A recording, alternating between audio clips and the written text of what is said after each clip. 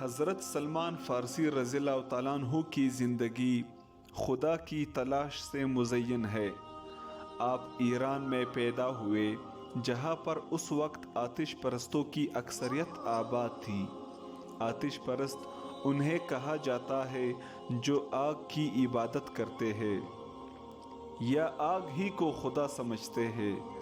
آپ کے والد چیف پریسٹ یا آتش پرستوں کا بڑا عالم تھا۔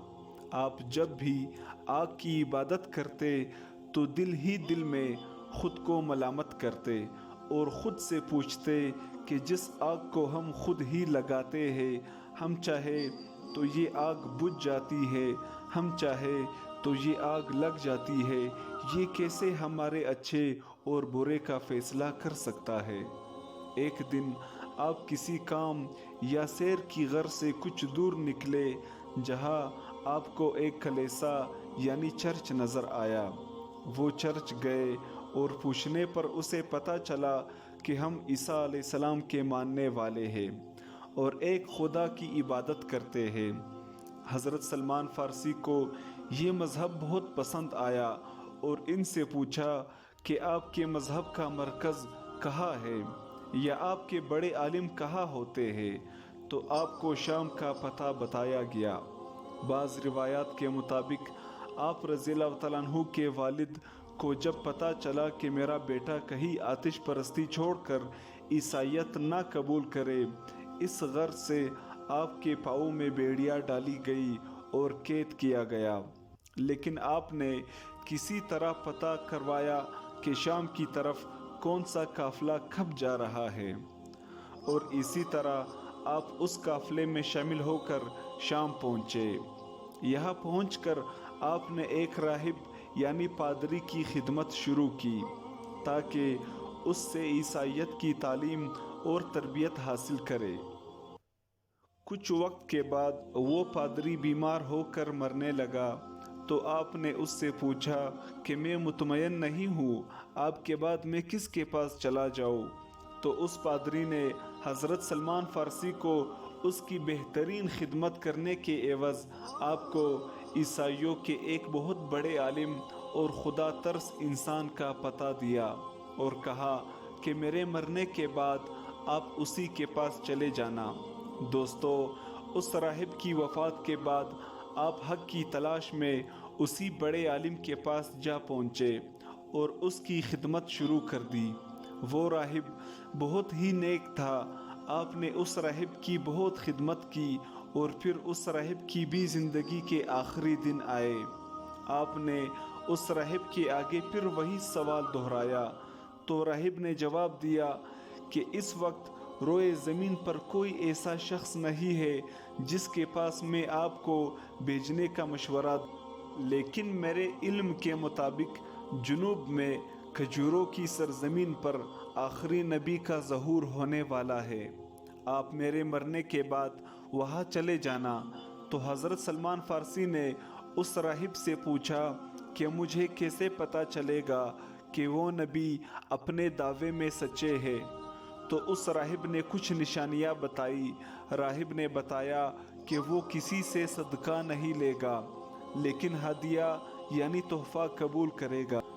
دوستو، راہب کے وفات پاتے ہی حضرت سلمان فارسی سرزمین عرب کی طرف جانے والے ایک قافلے میں شریک ہوئے، لیکن قافلے کو راستے میں لٹیروں نے لوٹ لیا۔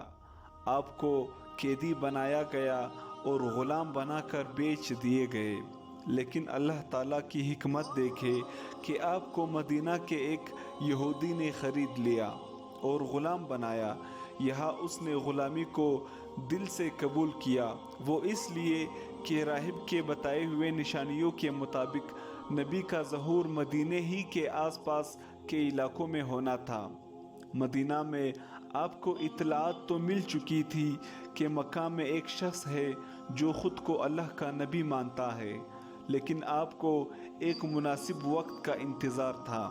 ایسے میں حضور صلی اللہ علیہ وسلم مکہ سے ہجرت کر کے مدینہ آئے۔ دوستو، آپ کو حق جاننے کی جو پیاس لگی تھی، اس پیاس کو اللہ تعالیٰ نے بجھانے کا کچھ یوں انتظام فرمایا کہ کنواں خود مدینہ منتقل فرمایا۔ کچھ وقت کے بعد حضرت سلمان فارسی موقع دیکھ کر اپنے ساتھ کچھ کھجوریں لے لی اور حضور کی خدمت میں حاضر ہوئے۔ آپ نے حضور صلی اللہ علیہ وسلم کی خدمت میں کھجوریں پیش کی تو آپ نے پوچھا کہ یہ کیا ہے؟ سلمان فارسی نے عرض کیا کہ یہ صدقہ ہے۔ آپ نے جواب دیا کہ نبی صدقہ نہیں لے سکتے، بلکہ صدقہ غریبوں اور مستحق افراد کے لیے ہے۔ حضرت سلمان فارسی نے کچھ دنوں بعد پھر سے کھجوریں لے کر آپ کی خدمت میں پیش کر دی۔ حضور نے پوچھا کہ یہ کیا ہے تو سلمان فارسی نے جواب دیا کہ یہ ہدیہ یعنی تحفہ ہے۔ آپ نے اس دفعہ کھجوریں قبول کر لی، چونکہ اس عیسائی راہب کی دی ہوئی نشانیاں پوری ہو چکی تھی، اس لیے آپ نے فوراً اسلام قبول کیا اور حضور کی غلامی قبول کی۔ غزوہ خندق کے موقع پر مدینہ کے گرد خندق کھودنے کا مشورہ بھی حضرت سلمان فارسی ہی کا تھا۔ ایک موقع پر مدینہ کے انصار اور مکہ کے مہاجرین میں بحث چھڑ گئی۔ دونوں فریقین نے دعویٰ کیا کہ سلمان فارسی ہم میں سے ہے۔ اسی موقع پر حضور پہنچے اور دونوں فریقین کی بات سن کر آپ نے یہ کہہ کر بات ختم کر دی کہ سلمان اہل بیت یعنی میرے خاندان میں سے ہے۔ کسی بھی صحابی رسول کے لیے یہ اعزاز زمین و آسمان کے تمام خزانوں سے زیادہ اہم تھا۔ آپ نے کئی جنگوں میں شرکت کی۔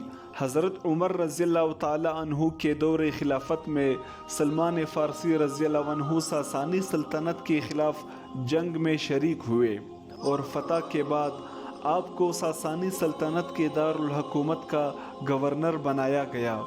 دوستو، حضرت سلمان فارسی کے تاریخ وفات اور جائے وفات کے حوالے سے مختلف روایات مروی ہے۔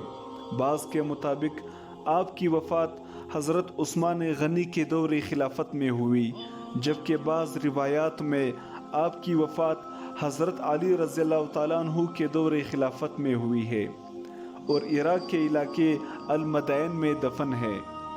جس انسان میں خدا کو پانے کی سچی طلب ہو، وہ نہ صرف یہ کہ خدا کو پا لیتا ہے، بلکہ ہر آزمائش میں استقامت کے ساتھ منزل کی طرف اپنی سفر جاری رکھتا ہے۔